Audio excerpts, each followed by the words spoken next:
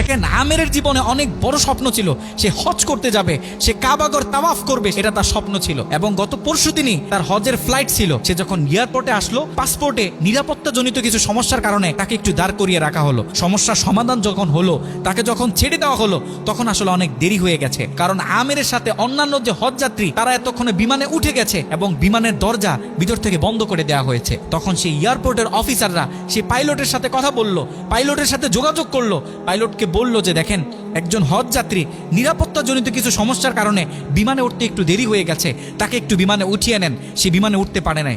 তখন পাইলট স্পষ্ট বলেছে যেই বিমানের দরজা একবার বন্ধ হয়ে গেছে সেই বিমানের দরজা দ্বিতীয়বার কারোর জন্য আর খোলা হবে না। কথা বলে পাইলট বিমানটা আকাশে ফ্লাই করলো। সেই অফিসাররা তখন আমেরকে বুঝাইতেছে, দেখো বিমান তো চলে গেছে, তুমি আর যেতে পারবে না, তুমি বাড়িতে চলে যাও, নেক্সট টাইমে তুমি হজে যাওয়ার জন্য ট্রাই করো। তখন সে আমাদের মুসলিম ভাই, সে হজ যাত্রী, সে কি বলেছে জানেন? সে বলেছে আমি আমার রবের উপর পরিপূর্ণ তাকওয়া রাখলাম, আমি আমার রবের উপর পরিপূর্ণ আস্থা রাখলাম, আমি হজ করেই বাড়িতে ফিরবো, হজ না করে আমি বাড়িতে ফিরবো না।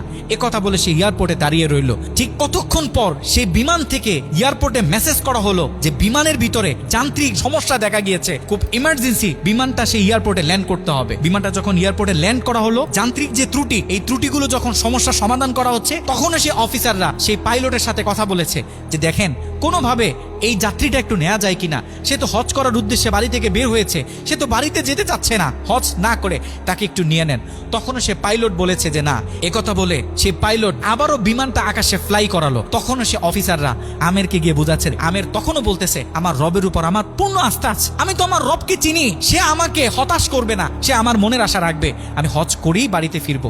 কথা যখন বলতেছে, এর ঠিক কিছুক্ষণ পরে আবারও সেই বিমান এয়ারপোর্টে মেসেজ করলো যে বিমানের ভিতরে এখন আগের চেয়ে বেশি কিছু যান্ত্রিক ত্রুটি দেখা গিয়েছে, বিমানটা আকাশে ফ্লাই করতেছে না, বিমানটা এমার্জেন্সি আবার এয়ারপোর্টে ল্যান্ড করতে হবে।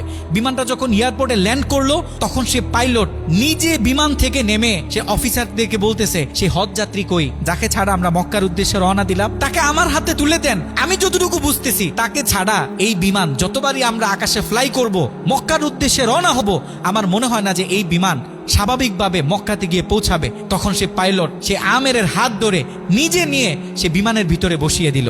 দেখেন আল্লাহ পাক তো স্পষ্ট বলতেছে ওয়ামাই ইয়াতাওয়াক্কাল আলাল্লাহি ফাহুয়া হাসবুহ, যে আমি আল্লাহর উপর তাওয়াক্কুল করবে তার জন্য আমি যথেষ্ট, যত বড় বিপদ হোক। যখন আপনি আল্লাহর উপর তাওয়াক্কুল করবেন, তখন আল্লাহ পাকের পক্ষ থেকে আপনার উপর যে বারাকা, যে ব্লেসিং গুলো আছে, এগুলো তখন আল্লাহ পাক বাড়িয়ে দিবে।